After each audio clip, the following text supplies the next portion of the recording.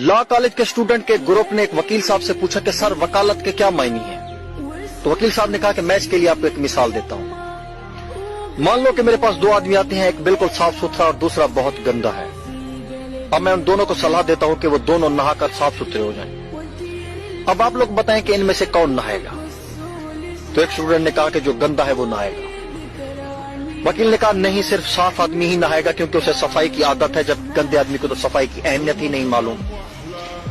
वकील ने फिर कहा कि अब बताओ कौन नहाएगा। दूसरे स्टूडेंट ने कहा कि साफ आदमी। वकील ने कहा नहीं, गंदा शख्स नहाएगा क्योंकि उसे सफाई की जरूरत है। अब बताओ कौन नहाएगा।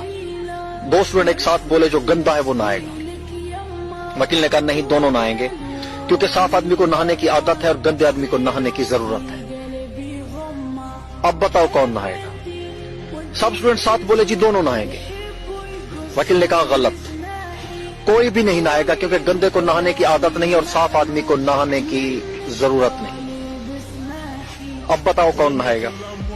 एक स्टूडेंट ने बहुत नरमी से कहा सर आप हर बार अलग अलग जवाब देते हैं और हर जवाब सही मालूम पड़ता है, तो हमें सही जवाब कैसे मालूम होगा। वकील साहब बोले बस यही वकालत है।